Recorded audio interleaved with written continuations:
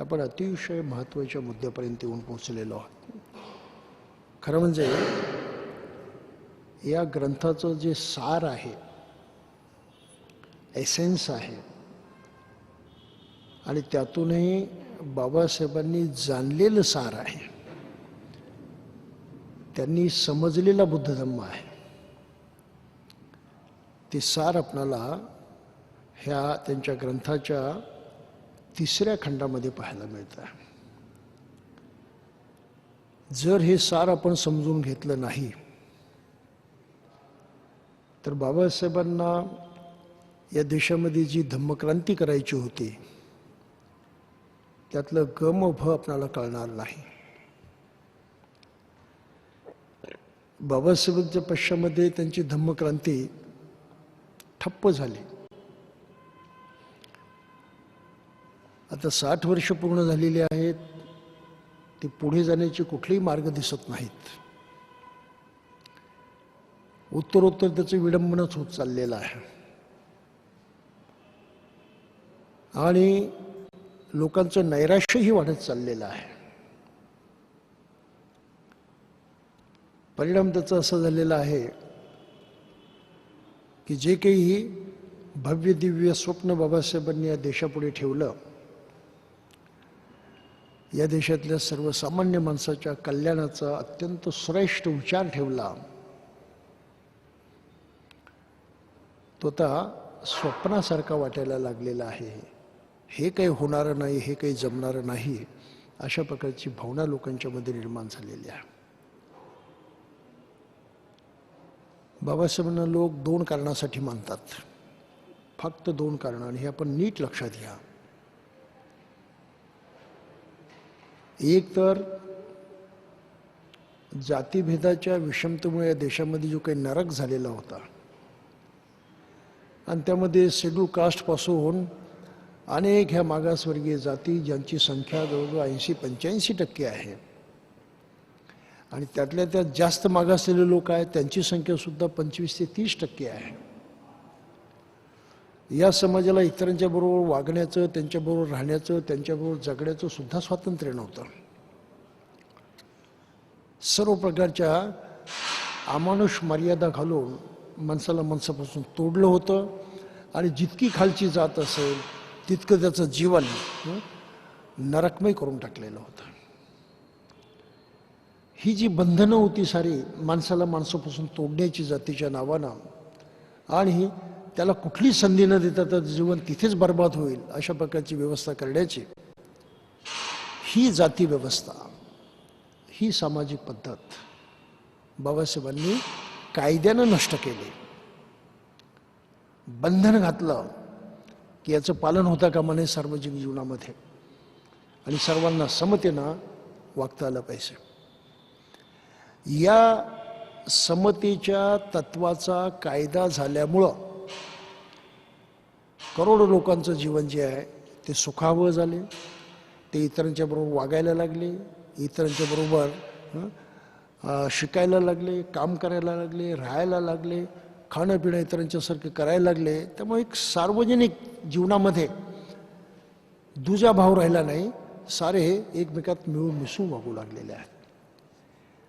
याचे उपकार आज ज्यांना आपण दलित म्हणतो तो समाज, मागासवर्गीय समाज, अगदी गिरिजन वगैरे जे कोणी असतील ते सारेच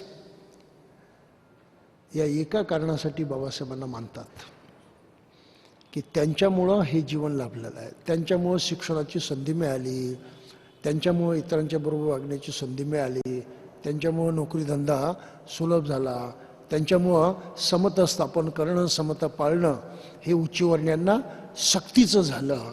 ह्या साऱ्या गोष्टींच्यामुळं बाबासाहेबांना लोक मानतात. ही पहिली गोष्ट आहे.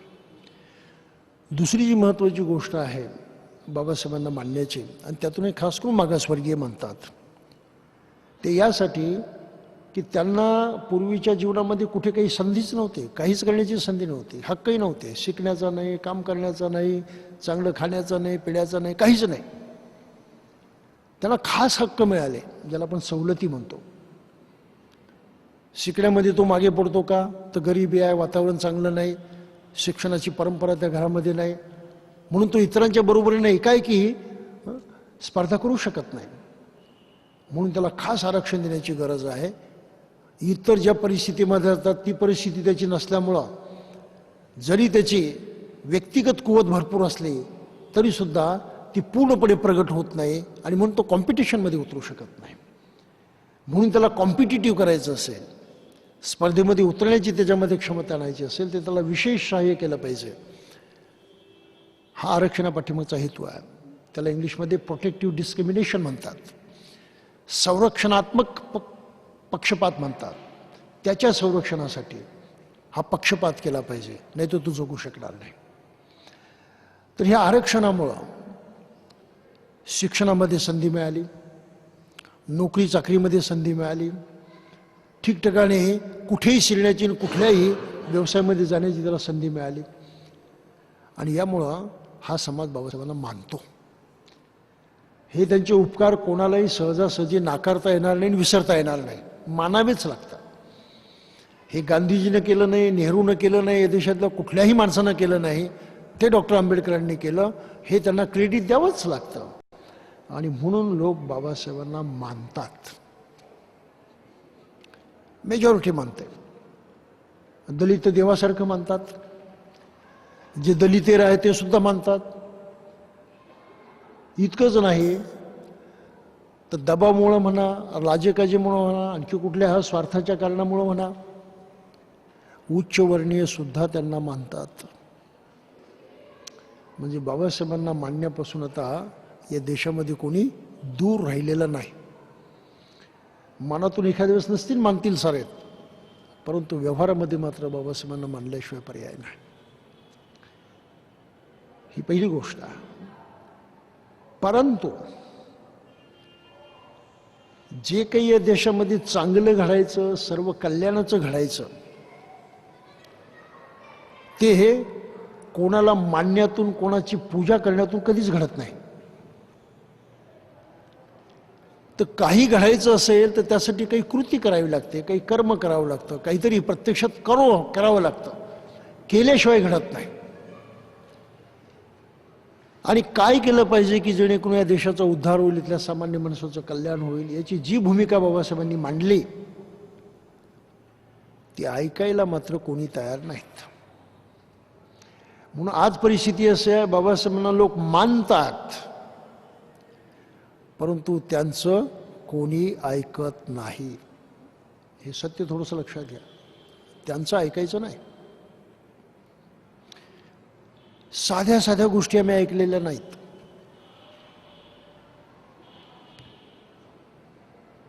ही एक वस्तू आहे, याला आपण ग्लास म्हणतो.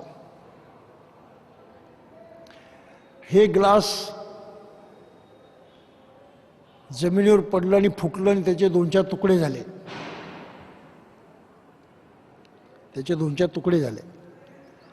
त्यातला एक तुकडा एकाने घेतला, दुसऱ्याने घेतला, तिसऱ्याने घेतला. आणि तो प्रत्येक जण म्हणायला पाहिजे हा ग्लास आहे. Can you accept? हा ग्लास आहे असं प्रत्येक तुकडा धारक जर म्हणायला लागला तर तुम्ही ते मान्य कराल का? ते खरं आहे असं म्हणाल का?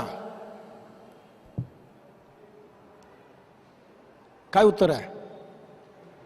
नाही म्हणणार ना तुम्ही. फार तर काय म्हणणार, ग्लासाचा तुकडा आहे, परंतु ग्लास म्हणून तो कामात आणण्याच्या लायकीचा नाही, फेकून देण्याच्या लायकीचा. गोष्ट खरी आहे.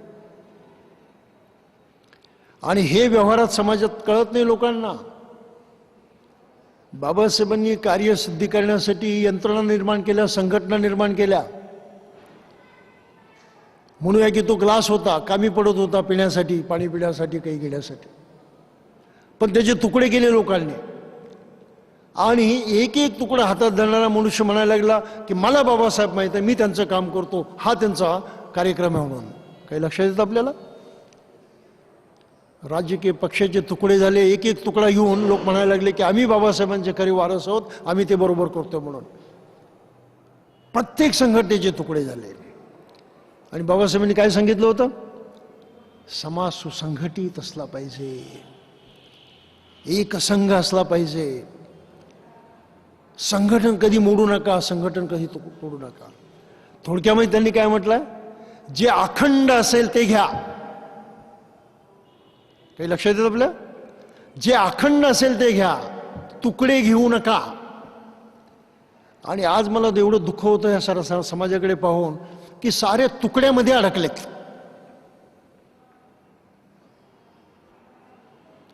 धार्मिक तुकड्यामध्ये, राजकीय तुकड्यामध्ये, सामाजिक तुकड्यामध्ये, प्रत्येक तुकड्यामध्ये. आणि तुकडे एकमेकाशी बोलणी करतात. अरे कुठलं बाबासाहेबांचं काम करणार आहे? होणारच नाही ते. मी काय म्हणतो लक्षात येतं? ज्यानं तुकडा धरला हातामध्ये त्याला तुकडा मनाने फेकून द्या. त्याला तुम्ही का चांगलं म्हणता, का जवळ करता, का म्हणता बाबासाहेबांचे अनुयायी म्हणून? मी काय म्हणतो लक्षात येतं? हे बाबासाहेबांचं न ऐकल्याचा परिणाम आहे. की आम्ही त्यांचं ऐकायचंच नाही. जे संविधान बाबासाहेबांनी दिलं ते लोकशाहीचं आहे. ह्या लोकशाहीमध्ये संघटित शक्तीला किंमत असते. लोकशाहीत कशाला किंमत असते? संघटित शक्तीला. जो समाज संघटित असेल तो शक्तिमान. राज्य कोणी करो, परंतु संघटित हा समाज असल्यामुळं स्वतःचा बचाव करण्यामध्ये तरी सक्षम होतो. अन्याय सहजासहजी करू देत नाही. आणि आपल्या हिताच्या विरुद्ध कोणी राज्यकर्ते करत असेल तर त्यांना जाब विचारणं, त्यांचा निषेध करणं, त्यांच्यावरती दबाव आणणं हे तर आपल्या संघटित शक्तीच्या बळावरती करू शकतो. हे संघटनच राहिलं नाही तर मग वाटेल ते वाईट घडू शकतं, जे आज या देशामध्ये घडत आहे. लोकशाही असूनही म्हणून जे नरकात पडलेले होते ते मागासवर्गीय एकत्रित झाले, ज्यांची संख्या 52% सांगितली जाते. Schedule caste, schedule tribe, nomadic tribes, OBC, 52% या समाजाची संख्या. हा समाज एका विचारानं असा एक झाला, संघटित झाला, त्याचं एक युनिट बनलं तर ते युनिट त्यांना सत्तेमध्ये नेऊन पोचवतं. कारण लोकशाहीमध्ये मेजॉरिटीला किंमत आहे. मी काय म्हणतो लक्षात येतं? नाही सत्तेमध्ये गेले तरी त्यांच्या विरोधात सत्ताधीशांना काही करता येत नाही, एवढी त्यांची ताकद असते स्वतःच्या आत्मरक्षणाची. ही सारी ताकद बाबासाहेबांच्या नंतर त्या समाजानं गमावून टाकलेली आहे. तुकड्या तुकड्यामध्ये वाटले गेलेले आहेत आणि तुकडे चघळत बसलेले आहेत. ही सर्वात मोठी नापुंसकी आहे. बाबासाहेबांचं ऐकलं नाही त्यांनी. Do you understand this? तुकड्याला तुकडा म्हणायला शिका. हे बुद्धानं सांगितलं. See as the things they are. जसं आहे तसं पहा, जसं आहे तसं पहा, विकृत होऊ नका. तुकड्याला तुकडाच म्हणा. कशाचाही असो तो तुकडा आहे. आणि कशाचा जरी असला तो तुकडा कामाचा नाही. सोन्याचा जरी असला तरी तुकडा कामाचा नाही. त्याला कुठेतरी दागिन्यात घडवावं लागतं, जोडावं लागतं, नीट करावं लागतं, तेव्हा तो धारण करण्याच्या लायकीचा आहे. तुकडा काय कामाचा? सोन्याचा जरी असला तर तुकडा कामाचा नाही. गोष्ट लक्षात घ्या. म्हणून लोक ऐकत नाहीत बाबासाहेबांचं. ही आजची वस्तुस्थिती आहे. त्यातून बाबासाहेबांनी काय सांगितलं, काय ऐका? मी सांगतो, माझं नका ऐकू. ज्या सर्व कल्याणाचा, माणसाच्या परिपूर्णतेचा अत्यंत दैदिप्यमान असा आदर्श बुद्धानं घालून दिला आणि आपली शिकवण दिली, ज्यामधून मनुष्य सर्व कल्याणकारी होऊ शकतो, मनुष्य सर्व चांगला होऊ शकतो. एक एक मनुष्य असा चांगला झाला तर समाजामध्ये अन्याय राहायचा नाही, अत्याचार राहायचा नाही, पिळवणूक राहायची नाही, न्याय मिळेल आणि लोक सुखानं जगू शकतील. हा बुद्ध धम्माचा आदर्श आहे. त्या आदर्शाप्रमाणे करा. जरा तिकडे जा, ते लक्षात घ्या, शिका. आणि त्यासाठी त्यांनी भारत बौद्धमय करण्याची घोषणा केली आणि याच पवित्र भूमीवरती धम्म दीक्षा देऊन बुद्ध धम्माचं पुनरुज्जीवन केलं. भया आधुनिक काळात लोकांनी बुद्ध कसा समजावा? कारण बुद्धाचं खूप विकृतीकरण झालेलं आहे. हिंदूंनी बुद्धाला देव करून टाकलं, अवतार करून टाकलं, त्याची शिकवण भ्रष्ट करून टाकली, नाना प्रकारची दूषणे त्याला दिली. त्यामुळे बुद्धाबद्दल खूप संभ्रम या देशात निर्माण झालेले आहे. इतकंच नाही तर इतिहास काळामध्ये बुद्ध धर्मातही वेगळ्या प्रकारचे विकास होत गेले, काही मिलावट होत गेली आणि बुद्ध धर्माचं स्वरूप बदलत गेलं आणि त्यामध्ये पंथ निर्माण झाले. त्यामुळं विविध देशामध्ये बुद्ध धर्म जो आहे तो एकसारखा दिसत नाही आपल्याला, वेगवेगळा बुद्ध धर्म आहे. अशा परिस्थितीमध्ये भारतात जेव्हा पुन्हा बुद्ध धर्म आणायचा तेव्हा माणसानं कोणाच्या तोंडाकडे बघायचं? चीनी लोकांचा बुद्ध धर्म घ्यायचा, जपानी लोकांचा बुद्ध धर्म घ्यायचा, सिलोनी लोकांचा बुद्ध धर्म घ्यायचा, तिबेटन लोकांचा बुद्ध धर्म घ्यायचा, कोणाचा घ्यायचा? हा प्रश्न बाबासाहेबांच्या पुढे फार मोठा होता. म्हणून बाबासाहेबांची भूमिका होती की जो अस्सल बुद्ध आहे, जो इतिहास काळात होऊन गेला आणि ज्याने त्या काळामध्ये जी शिकवण दिली ती अस्सल मूळची शिकवण आहे, तीच आपण परत भारतामध्ये आणली पाहिजे, त्याचा अनुनय केला पाहिजे. त्याच्यामध्ये झालेल्या सुधारणा, त्याच्यामध्ये पडलेली भर, त्याची झालेली विकृती हे आम्ही स्वीकारता कामा नाहीत. हे लक्षात येतं आपलं. हा बुद्ध धर्म बाबासाहेबांनी या भूमीमध्ये रुजवला आणि आपलं ते दर्शन, आपली ती समज, बुद्ध धर्माबद्दलचं आपलं जे आकलन होतं ते आकलन त्यांनी ह्या बुद्ध आणि त्यांच्या धम्मग्रंथात मांडलेलं आहे. आणि म्हणून त्याचा अभ्यास करणं, ते जाणणं आंबेडकरांना मानणाऱ्या प्रत्येक माणसाचं नैतिक कर्तव्य ठरतं. आणि हे नैतिक कर्तव्य लोकांना कळतही नाही आणि करण्याची इच्छाही नाही, ही आजची गोष्ट आहे. हजारो माणसं नेते म्हणून मिरवतात, विद्यमान म्हणून मिरवतात, मोठमोठे कार्यक्रम घेतात. मला सर्वांना हा प्रश्न विचारायचा, हे कळतं का तुम्हाला? बुद्ध आणि त्याचा धम्म तुम्हाला कळतो का?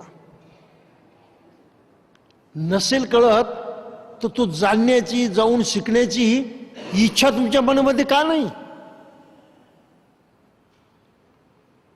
का ही सामान्य गोष्ट तुम्हाला कळली नाही की नाही मला माहिती आहे तर मी जाऊन शिकलं पाहिजे, मी केलं पाहिजे, जाणलं पाहिजे. आपल्यापेक्षा कोणाला थोडंसं जास्त कळत असेल तर तिथून जाणलं पाहिजे.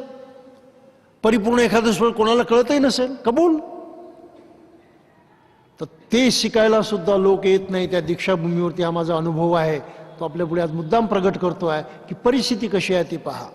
लोक अज्ञानामध्ये जगतायत आणि अज्ञानामध्ये त्यांची वाट लागते आहे.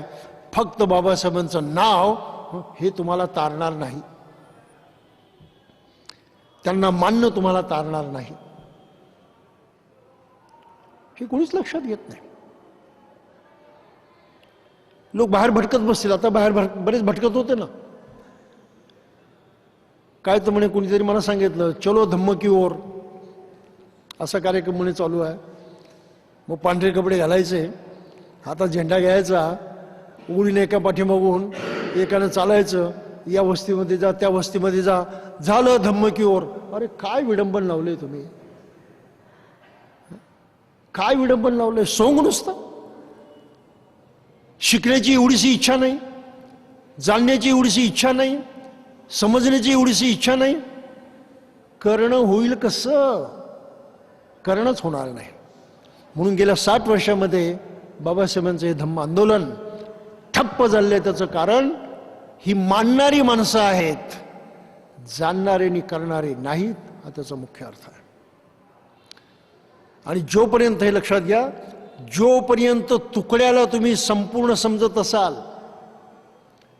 तुकड्याला तुकडा म्हणून पाहण्याची तुमच्यामध्ये ताकद नसेल,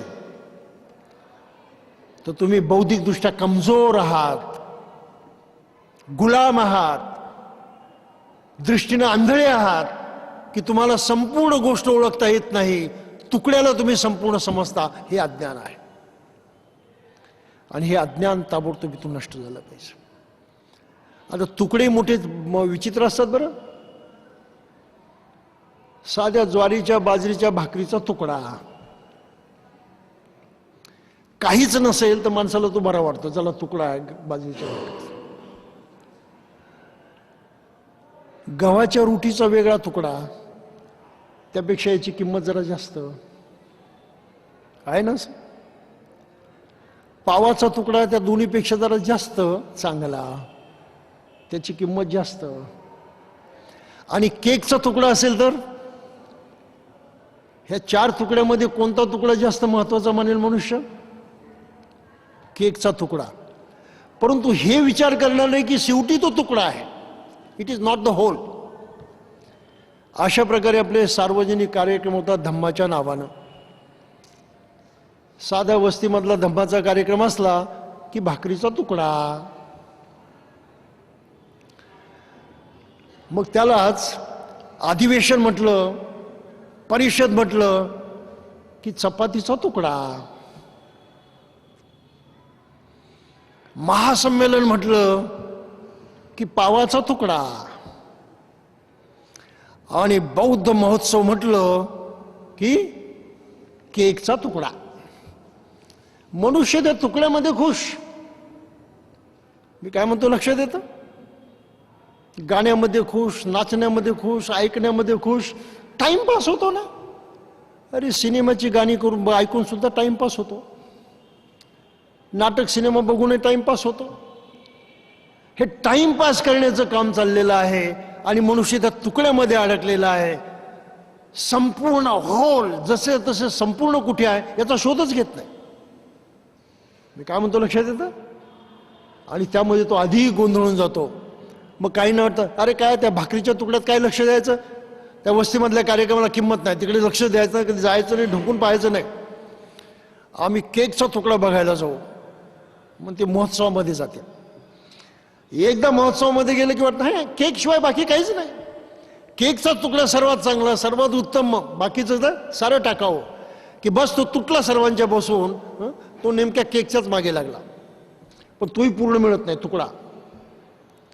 ही तुकडेबाजीची कला माणसाच्या अज्ञानाचं सर्वात मोठं लक्षण आहे, सिम्पटम ऑफ इग्नोरन्स. आणि हे करण्यामध्ये लोक धन्यता मानतात. मी काय म्हणतो लक्षात येतं? बुद्ध धर्माचा याच्याचे कशाशी संबंध नाही. बुद्ध धर्माचा संबंध आहे माणसाशी आणि त्याचं चांगलं बनण्याचं, परिपूर्ण बनण्याशी. जिथे असेल तो एकटा, तो जर चांगलं बनण्याचा प्रयत्न करत असेल तर तो खऱ्या अर्थानं बुद्ध धर्माचा अनुयायी आहे. लाख लोक कुठे महोत्सवात बसले असतील आणि नाचगाणे पाहण्यामध्ये दंग असतील, काही उपयोगाचे नाही. ते ती फक्त स्वतःची फसगत आहे, यापेक्षा अधिक काही नाही. हे समजून घेण्याचा प्रयत्न करा.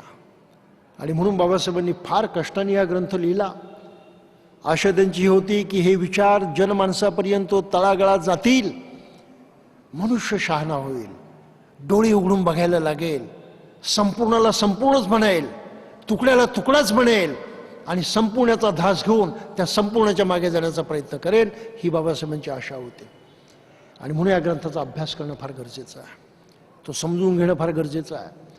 समजायला कठीण आहे याचं कारण आहे की बाबासाहेबांना फार घाईत लिहावा लागलेला आहे. अनेक ठिकाणी तो संक्षिप्तमध्ये लिहिलेला आहे, नुसती सूत्रच मांडलेली आहेत, त्याचं स्पष्टीकरण करायला त्यांना वेळ लाभलेला नाही. प्रत्येक गोष्टीचं स्पष्टीकरण करत असते तो एक प्रचंड ग्रंथ झाला असता, 1-2 हजार पानांचा, अशी स्थिती आहे.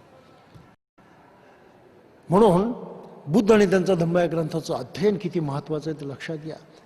आणि बौद्ध म्हणणारी माणसं हे शिकत नसतील, शिकून घेण्याचा प्रयत्न करत नसतील तर त्यांना कसं बौद्ध म्हणायचं तोही विचार करण्यासारखा आहे. हे फक्त मांडणारी माणसं आहेत, इमान नाही, इच्छा नाही, आपल्या कामाचं आहे, आपल्या हिताचं आहे, आपण ते घेतलं पाहिजे, ही साधी स्वार्थाची भावना सुद्धा नाही. का? तर अज्ञान. म्हणून अज्ञान हे महाभयंकर धोकादायक ही बुद्धाची पहिल्यापासूनची भूमिका आहे.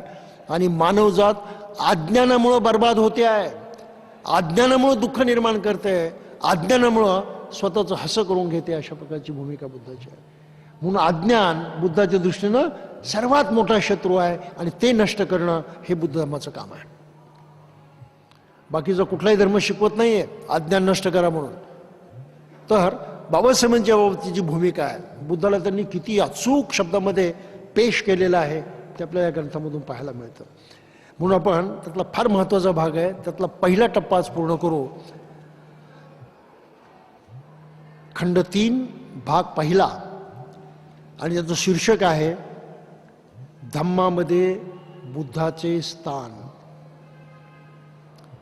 अतिशय विलक्षण पद्धतीनं बाबासाहेबांनी लिखाण केलेलं आहे. त्यांच्या प्रज्ञेची किंमत करावी,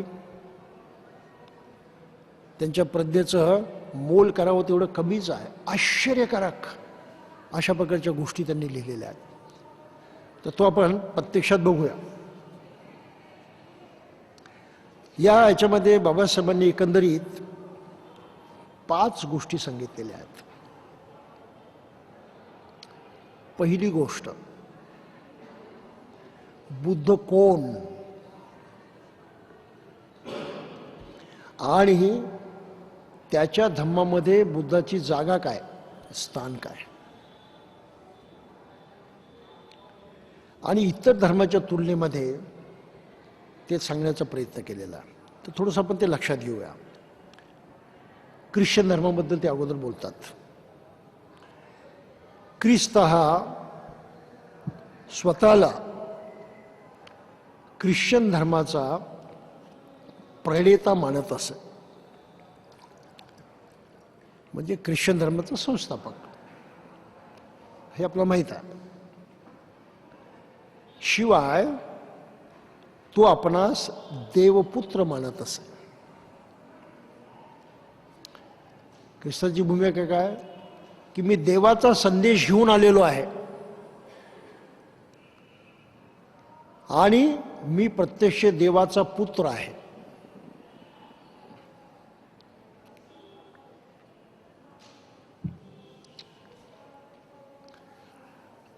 म्हणून ख्रिश्चन कोण होतो मग? माणसाने ख्रिस्त हा देवपुत्र आहे असे जोपर्यंत मानले नाही तोपर्यंत त्याला मुक्ती नाही, अशी ख्रिस्ताची अट होती. त्याने ते सांगितलं होतं की देवाचा संदेश घेऊन मी आलेलो आहे, तो तुम्हाला मानावा लागेल. जर तुम्ही मानला तर तुम्हाला मुक्ती मिळेल, नाही ते मिळणार नाही. हे मानल्याशिवाय मुक्ती मिळणार नाही, त्याचं महत्त्व आहे. म्हणून ख्रिस्त धर्माला मानणाऱ्या माणसांना काय करावं लागतं? ख्रिस्ताला मानावं लागतं, देवाला मानावं लागतं, आणि ख्रिस्ताला मानल्यामुळं आपल्याला मुक्ती मिळेल असा विश्वास ठेवावा लागतो.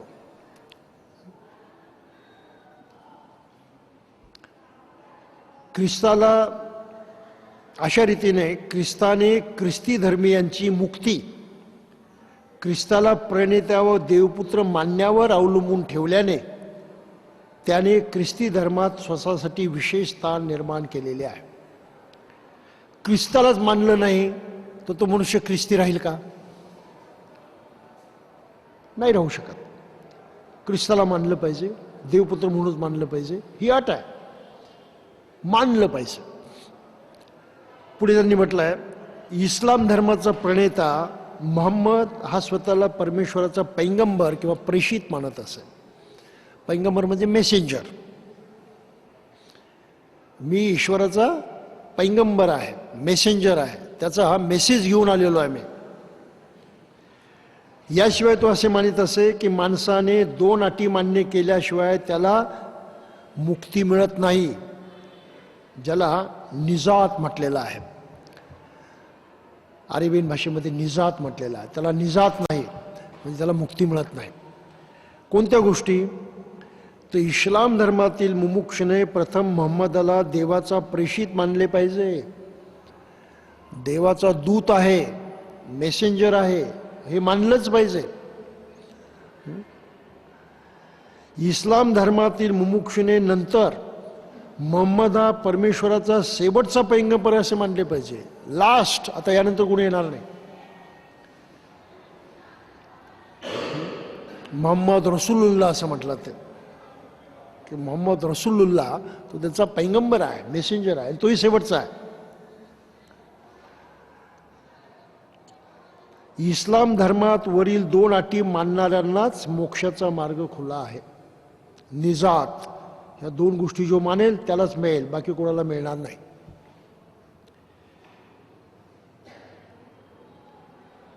मुसलमानांचा मोक्ष हा मोहम्मदाला देवप्रेषित मत समजण्यावर अवलंबून ठेवल्यामुळे मोहम्मदाने आपण स्वतःला इस्लामी धर्मात स्थान निर्माण केलेले आहे.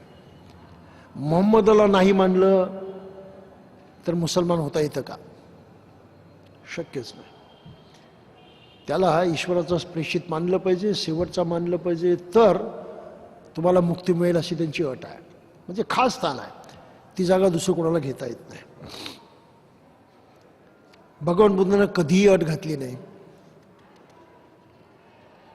भगवान बुद्ध शुद्धोदन आणि महामाया यांचे आपण औरस पुत्र आहोत, या पलीकडे स्वतः संबंधी तो अधिक काही म्हणत नाही. बुद्धानं प्रामाणिकपणे सांगितले की मी मनुष्य आहे आणि इतर माणसांच्या प्रमाणच माझे सुद्धा आई वडील आहेत, माझा त्यांच्या पोटी जन्म झालेला आहे. ही फार महत्वाची गोष्ट आहे. येशूनं तसं म्हटलेलं नाही. बायबलमध्ये असं म्हणतात इमॅक्युलेट कन्सिवेशन म्हटलेलं. मारिया त्याची आई जी आहे ती दैवी शक्तीमुळं गर्भवती राहिली असं म्हटलेलं आहे. दैवी शक्तीमुळं. म्हणून ख्रिस्त हा माणसाचा पुत्र नाही, देवाचा पुत्र आहे. काही लक्षात येतं आपल्याला? मोहम्मदाने स्वतःला माणसाचा पुत्र मानलं नाही. मी देवाचा मेसेंजर आहे म्हणून सांगितलं, पण मी अगोदर मनुष्य आहे ही गोष्ट नाही. मी मेसेंजर आहे, मी खास आहे, इतरांच्या सारखा मी नाही. बुद्धानं मला स्पष्ट शब्दात सांगितलं की मी माणसाचा मुलगा आहे. म्हणून इतर धर्मामध्ये प्रत्येक धर्मसंस्थापनानं स्वतःची जागा पक्की केलेली आहे, आपलं वर्चस्व श्रेष्ठत्व पक्का केलेलं आहे. बुद्धानं काय केलं मग? आणि तीच कहाणी इथे बाबासाहेबांनी लिहिली आहे की बुद्धाच्याबद्दल खूप माहिती होती. त्या काळामध्ये त्यांचे शिष्य होते, त्यांचे नातेवाईक होते, त्यांना जवळून पाहणारे लोक होते, परंतु बुद्धाबद्दलची आम्हाला काही माहितीच नाही फारसे. जे काही बुद्ध चरित्र आज आमच्या पुढे आहे ते इतकं भयंकर आहे, इतकं काल्पनिक आहे, इतकं चमत्कारिक आहे की ते बुद्धाचं चरित्र म्हणून स्वीकारताच येत नाही. म्हणून बुद्ध चरित्र नेमकं कोणतं आहे याही प्रश्नाला बाबासाहेबांनी इथे हात घातलेला. फार चांगल्या पद्धतीने त्यांनी लिहिलं की ते म्हणतात झालं काय की बुद्ध गेल्यानंतर त्यांच्या शिष्यांनी पहिली एक संगीती भरवली. संगीती म्हणजे कॉन्फरन्स, भिक्षूंची कॉन्फरन्स झाली, त्याला पाली भाषेत संगीती म्हणतात.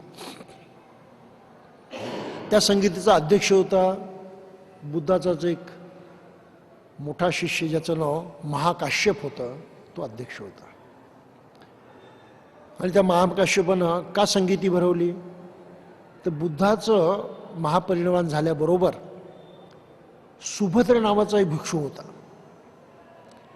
महाकाश्यप याच्याबरोबर आणि इतर भिक्षूंच्या बरोबर तोही बुद्ध जिकडे गेले होते कुशीनगरला त्याच मार्गावरती होते. मध्ये त्यांना कळलं की बुद्धाचं महापरिनिर्वाण झालं म्हणून. तेव्हा सुभद्र नावाचा भिक्षू होता, त्याला मोठा आनंद झाला. बाकीचे भिक्षू दुःख करायला लागले, रडायला लागले, विलाप करायला लागले.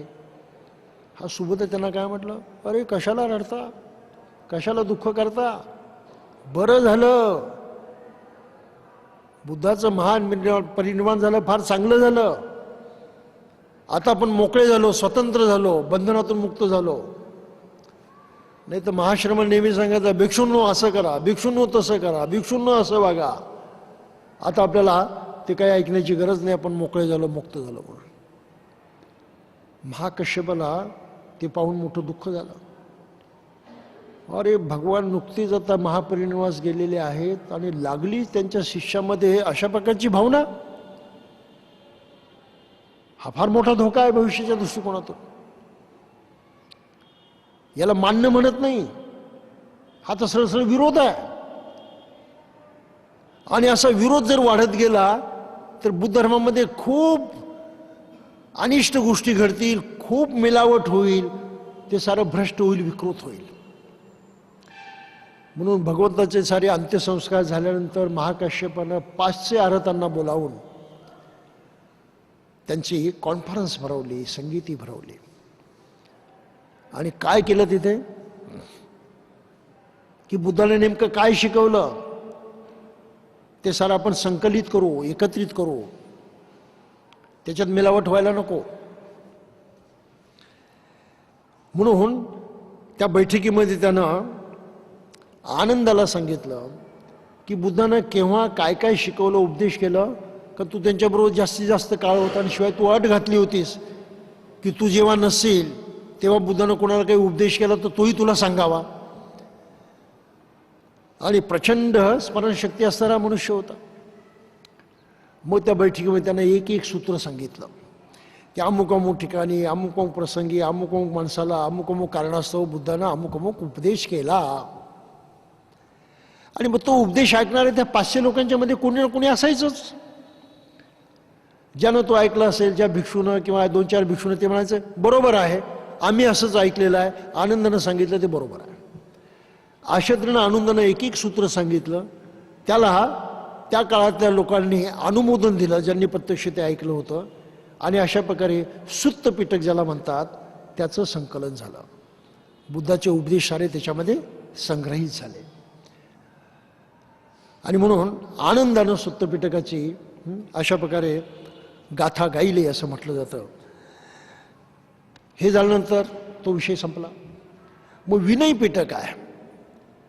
विनय पिटक म्हणजे आचरण पद्धती, आचरणासाठी पाळायचे नियम, प्रामुख्यानं भिक्खूंनी आणि भिक्षूंना असणारे नियम उपासकांना सुद्धा लागू होतात.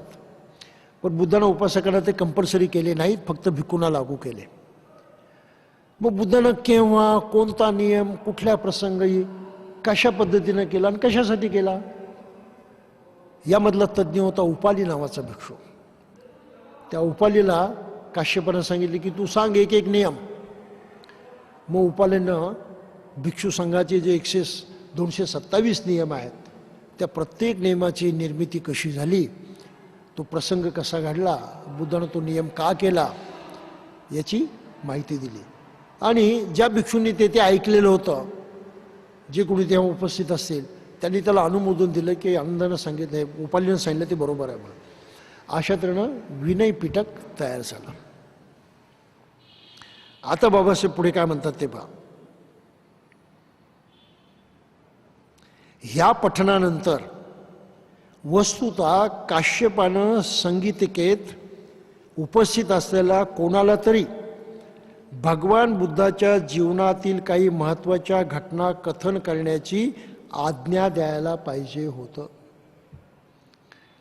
व बुद्ध आपल्यातून गेलेले आहेत, त्यांचं जीवन कसं होतं, जन्मल्यापासून त्यांचं जीवन कसं घडत गेलं, याची माहिती सांगा असं त्यानं कोणाला तरी सांगायला पाहिजे होतं. कारण लहानपणापासून बुद्धाला पाहिलेले भिक्षू होते, ही त्यातली महत्त्वाची गोष्ट आहे. उदाहरणार्थ अस्सजी नावाचा जो भिक्षू होता, तोही बुद्धाला लहानपणापासून पाहत होता. इतर अनेक भिक्षू होते, म्हणजे बुद्धापेक्षा वयानं जे महान होते, त्यांनी बुद्धाला लहानपणापासून पाहिलं होतं.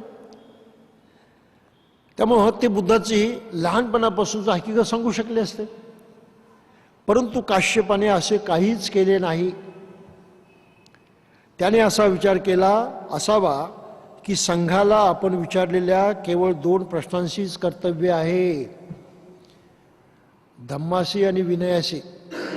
बाकी संघाला कशाशी कर्तव्य नाही, म्हणून त्याला तो प्रश्न विचारलाच नाही. काश्यपाने भगवान बुद्धाच्या जीवनातील प्रमुख घटनांचे संकलन केले असते तर आज आपणास भगवान बुद्धाचे संपूर्ण चरित्र उपलब्ध झाले असते. आज बुद्धाचं संपूर्ण चरित्र, अधिकृत चरित्र आपणाजवळ नाही. जे आहे ते विकृत आहे, भ्रष्ट आहे, अधिक प्रमाणात काल्पनिक आहे. बाबासाहेबांनी इथे ते कबूल केलेलं आहे, लक्षात घ्या. म्हणून बुद्धाच्या जीवनात जे जे काही घडलेलं आहे ते जसं तसं अस्सल आहे, नाही सांगतायत. अनेक गोष्टी काल्पनिक आहेत त्याच्यामध्ये. काही लक्षात आलं आपल्याला? बाबासाहेबांनी इथे ती कबुली दिली आहे की त्यांनी स्वतःच्या ग्रंथात लिहिलेल्या सुद्धा बुद्धचरित्राच्या साऱ्याच गोष्टी अस्सल नाही मानता यायच्या, का त्याशिवाय दुसऱ्यांना माहीतच नव्हतं. लोकांना माहीत असणारं बुद्धचरित्र हे असंच आहे, त्यामधल्याच काही घटना त्यांनी याच्यामध्ये लिहिल्या, परंतु ती अस्सल आहे असं बाबासाहेबांचं म्हणणं नाही. हा आणखी एक महत्त्वाचा मुद्दा आपण लक्षात घ्यायचा. काश्यपाने भगवान बुद्धाच्या जीवनातील प्रमुख घटनांचे संकलन केले असते तर आज आपल्याला संपूर्ण बुद्धचरित्र उपलब्ध झालं असतं. मग बाबासाहेब प्रश्न विचारतात की भगवान बुद्धाच्या जीवनातील घटनांचं संकलन करण्याचं काश्यपाला का सुचलं नाही? करायला पाहिजे होतं, का केलं नाही त्यांनी? केवळ उपेक्षा ही त्याचं उत्तर होऊ शकत नाही. त्यांना उपेक्षा केली, त्या गोष्टीला किंमत दिली नाही असं नाही म्हणता येणार. बाबासाहेब म्हणतात असं त्याची भूमिका नसणार. याचे कारण, याचे उत्तर म्हणजे भगवान बुद्धाने आपल्या धम्मशास्त्रात आपणा स्वतःसाठी विशेष स्थान निर्माणलेले नाही हीच होय. ही त्यातली गंमत आहे. काश्यपानं का चरित्राचं संगायन केलं नाही तर बाबासाहेब म्हणतात उपेक्षा ही त्याचं कारण नाही. तो त्यांचा अतिशय पक्का भक्त होता, पक्का अनुयायी होता, परिपूर्ण श्रद्धा ठेवणारा होता. म्हणून आपल्या ह्या गुरुची त्यानं उपेक्षा नाही केली.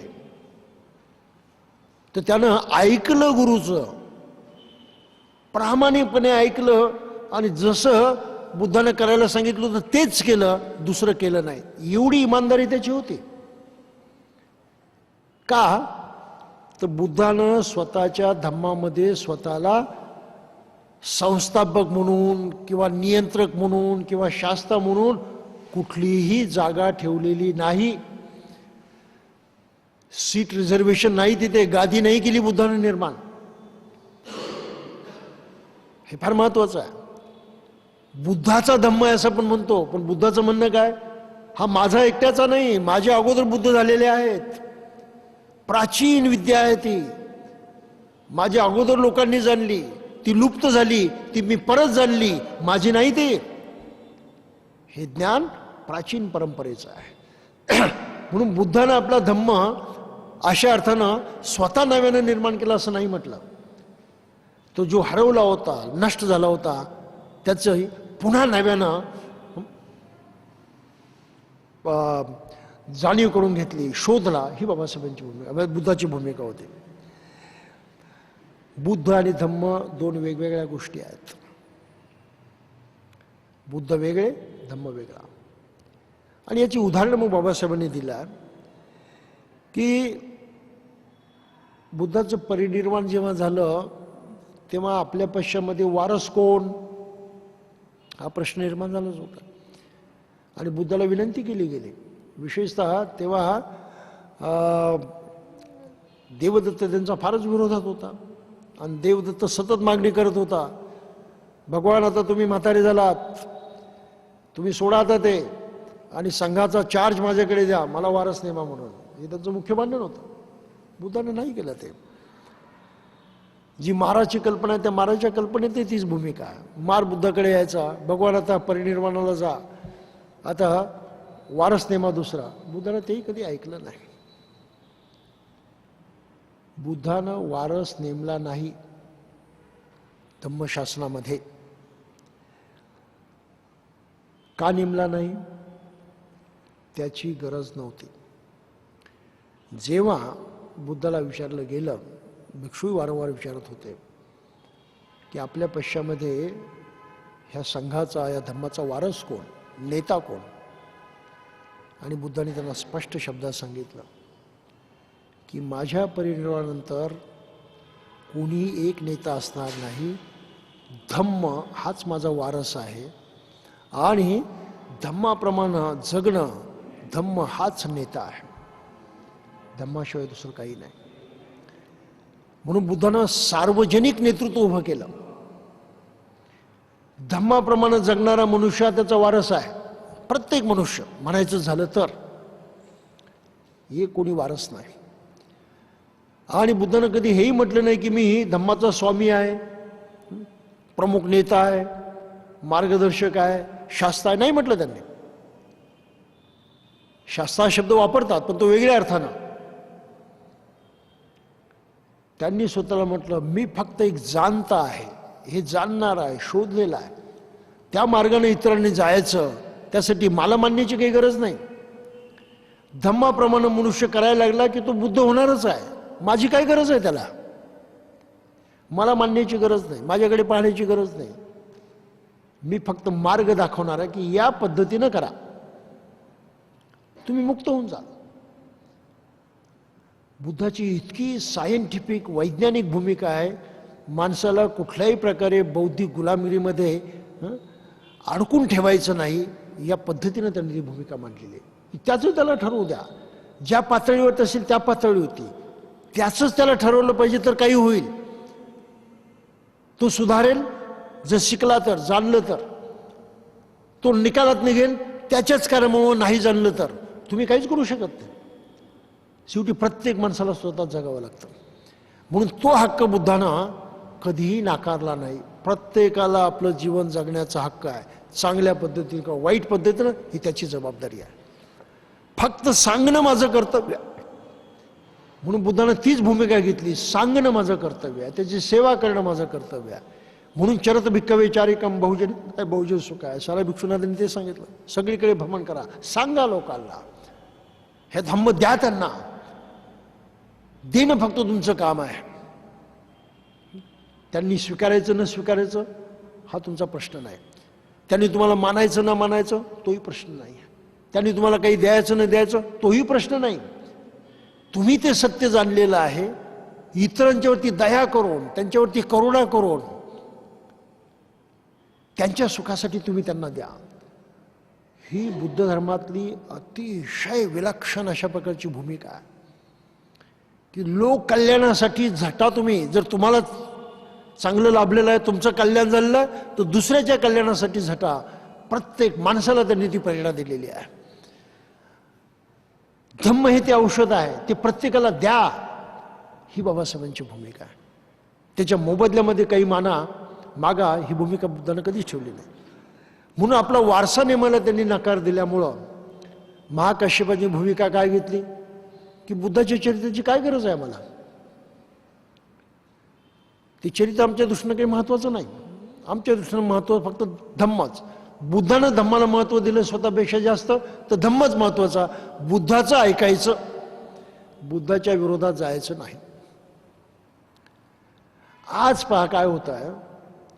बाबासाहेबांनी आयुष्यभर सांगितलं की मला देव मानू नका, माझी पूजा करू नका, विभूती पूजा घातक आहे. आणि आज प्रत्यक्ष बौद्धांनी बाबासाहेबांचाही देव करून टाकलेला आहे. मी बुद्ध धर्माचा उपासक आहे, पण लोकांच्या श्रद्धा इतक्या भयंकर की त्यांनी बाबासाहेबांना बुद्धाच्या शेजारी बसून नवबुद्ध सुद्धा म्हणायला लागले आधुनिक काळातले. हे अज्ञान आहे बरं. आणि नाही ऐकायचं हा त्याच्यामधला उद्धटपणा आहे. आणि तोही उद्धटपणा करायचा बाबासाहेबांचं नाव घेऊन. मी काय म्हणतो लक्षात येतं? गंभीर गोष्ट आहे ती. बाबासाहेबांनी म्हटलं मला विभूती पूजा मान्य नाही, मला देवासारखं वागू नका, देव समजू नका, मी बुद्धाचा एक उपासक आहे. हे सारं बाबासाहेबांनी सांगितलं. त्यांच्या माणसांनी ऐकलं नाही. त्यांनी बाबासाहेबांना बुद्धाच्या बरोबर बसवलं आणि नवबुद्ध म्हणून सुद्धा त्यांची गणना करायला लागली. ही गोष्ट खरी आहे की खोटी आहे? म्हणजे कुठल्याही धार्मिक कार्यक्रमामध्ये बाबासाहेबांचा फोटोच असता कामा नये. त्यांनी स्वतः सांगितलं मी उपासक आहे. म्हणून कुठल्याही धार्मिक कार्यक्रमामध्ये बुद्धाच्या बरोबर, बुद्धाच्या शेजारी, खालीवर कुठेही बाबासाहेबांचा फोटोच असता कामा नये. त्यांची अशी पूजाच करता कामा नये, हे त्यांनी स्वतः सांगितलेलं आहे. ते सुद्धा ऐकण्याची नियत त्यांच्या अनुयायांच्या मध्ये नाही. अंधश्रद्धा किती भयंकर असते ते पहा. आणि श्रद्धेचा आव्हान होऊन, श्रद्धेचा अतिरेक करून माणसं हे करतात. ही गोष्ट आता लक्षात घेतली पाहिजे. काश्यप तसा नव्हता. खरी श्रद्धा ठेवणारा तो पक्का मनुष्य होता.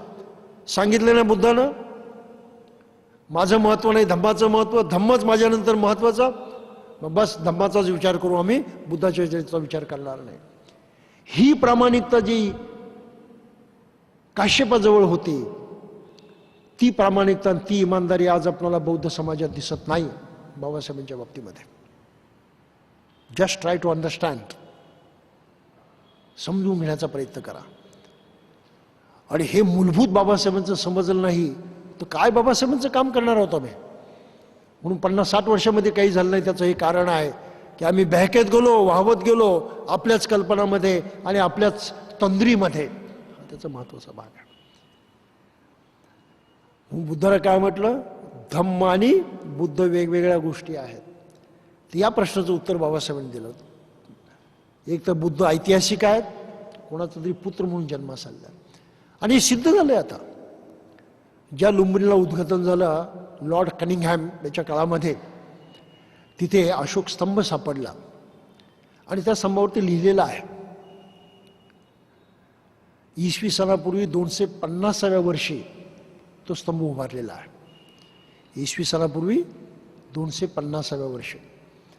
तेव्हा अशोकाच्या राजा बनल्याचं 20वं वर्ष होतं. म्हणून तिथे म्हटलंय की प्रियदर्शी देवानाम प्रिय प्रियदर्शी राजा अशोक आपल्या शासनाच्या 20व्या वर्षी लुंबिनीला गेला, कारण तिथे भगवान बुद्धाचा जन्म झालेला होता आणि म्हणून त्या ठिकाणी त्यांनी स्मरणार्थ हा स्तंभ उभा केला. त्याच्यावरती लिहिलेलं आहे ते. म्हणून इतिहासानं सुद्धा तर ते सिद्ध केलेलं आहे की बुद्ध ऐतिहासिक पुरुष होते आणि त्यांचा जन्म लुंबिनीला झाला होता. त्याची साक्ष राजा अशोकानं दिलेली आहे. हे लक्षात येतं आपल्याला. ही फार महत्वाची गोष्ट आहे. म्हणून बुद्धाचं ऐतिहासिकत्व आणि मनुष्यत्व स्पष्ट झालेलं आहे. तर यावरती बाबासाहेबांनी जोर दिलेला आहे की बुद्ध मानवच होते तुमच्या मनात आमच्यासारखे, आणि माणसात ते श्रेष्ठ बनले. ज्या अर्थी एक मनुष्य श्रेष्ठ बनतो त्या अर्थी दुसराही बनू शकतो. हीच भूमिका बुद्धाने घेतली आणि आम्हाला सांगितली.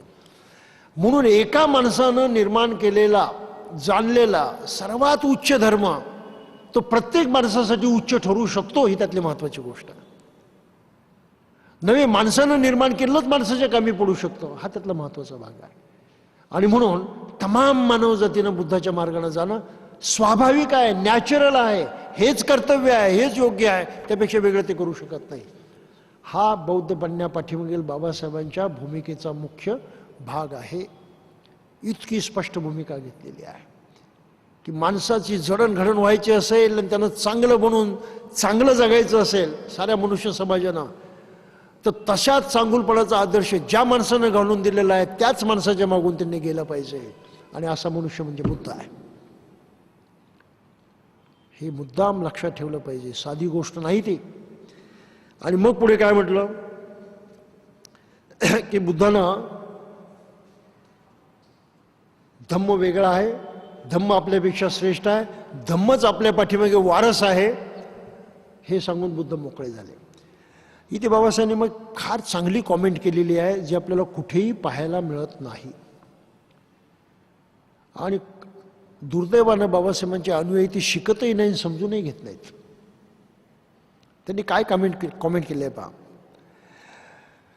धम्म हा आपला स्वतःचा उत्तराधिकारी असे त्याचे प्रत्येक वेळी उत्तर असे बुद्धाचं म्हणणं. माझ्यानंतर धम्म उत्तराधिकारी.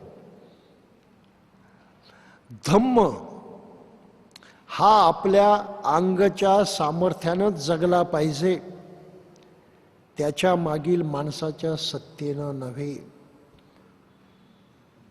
हे फार भयंकर सत्य बाबासाहेबांनी इथे स्पष्ट केलेलं आहे. धम्म टिकायचं असेल, धम्म जिवंत राहायचं असेल, धम्म जर सत्य असेल तर ते सत्य स्वतःच्या सत्यपणाच्या सामर्थ्यावरती ताकदीवरतीच जगलं पाहिजे. अमृताला अमृत आहे असं सिद्ध करून देण्याची गरज नाही. त्याचं अमृत असणं हे त्याचं अमृत म्हणून जगण्याचं मुख्य सामर्थ्य आहे. काही लक्षात येतं आपल्याला. हे अमृतच आहे, त्या अमुक अमुक प्रयोगातून अमुक अमुक पुरावे देऊन सिद्ध करायची याची गरजच नाही. बुद्धाची भाषा ती आहे. जर धम्म सत्य आहे ना तर तो आपल्या सत्याच्या ताकदीवरती टिकून राहिला पाहिजे, जगला पाहिजे. कोणीही माणसानं दिलेल्या सपोर्टमुळे नव्हे, आधारामुळे नव्हे. बुद्धाच्या नावानं धम्म जगता कामा नये. धम्म स्वतंत्रपणे धम्म म्हणूनच जगला पाहिजे. ही बुद्ध धर्माची भूमिका आहे. आज आपल्याला काय पाहायला मिळतं? निराळ्या धर्माचं अस्तित्व टिकवून ठेवण्यासाठी कोण पुढे असतं? अनुयायी. ही तर गोष्ट खरी आहे. आमचा धर्म, आमची शिकवण, त्याच्या विरोधात काही झालं, अनुयायी उभे राहतात. काय अधिकार आहे त्यांना आणि काय योग्यता आहे त्यांची? जसं तुम्ही इस्लाम धर्माबद्दल काही बोलला तर त्याला ईश्वर निंदा मानलं जातं, ब्लास्फेमी. आणि लागलीच ते तुमच्या जीवावरती उठतात ताबडतोब. कोणी? ताबडतोब. का? तर इस्लाम खतरे में असं म्हणून. ही त्यांची भावना आहे. जी त्यांची भावना आहे तीच ख्रिश्चन लोकांची भावना आहे, तीच हिंदू लोकांची भावना आहे, तीच अनेक धर्मांची भावना आहे. आमचा धर्म संकटात आला म्हणून, आमच्या धर्माचा अपमान झाला म्हणून, आमच्या देवाचा अपमान झाला म्हणून, म्हणून भांडायला कुणी यायचं? त्या अनुयायींनी. मी कधी कधी प्रश्न असा विचारतो की जर देवाचा अपमान झाला आहे, तो देव सर्व सामर्थ्यवान आहे, सर्व शक्तिमान आहे, सर्व जाणणारा आहे, सर्व करणारा आहे, तर त्याचा कुणी अपमान केला तर त्या अपमान करण्याला सजा द्यायची की त्याचं काय करायचं आणि काय नाही ते करण्यास तो समर्थ आहे ना, का नाही? हे तुम्हीच म्हणता. पण त्याचं त्याला करू दे ना. बीच में मरा चांद भाई म्हणून तुम्ही कशाला पुढे येता त्याला सजा करायला? विचार करा याच्यावरती. आमच्या धर्माचा अपमान झाला आणि तुम्ही कशाला पुढे येता? तुमचा जो कोणी देव असेल, जो तुम्ही सर्वश्रेष्ठ मानता, सर्व सामर्थ्यवान मानता, तो करेल ना काय करायचं ते. त्याला विरोध करणारा तो सजाही करेल, नरकातही पाठवेल, त्याचं त्याला करू द्या. तुम्हाला त्यानं कुठे पावर ऑफ अटर्नी दिली आहे? कुठे तुम्हाला त्यानं मुखत्यार पत्र दिलेलं आहे? अरे रे बघ माझा अपमान केला त्या माणसानं, जातो त्याचं हे कर म्हणून. हे पागलपण समाजामध्ये आहे. काही लक्षात येतं? आणि ह्या पागलपणामुळं धर्माधर्मामध्ये भांडणं आहेत, संघर्ष आहेत, हिंसाचार आहे. काही लक्षात येतं आपल्याला?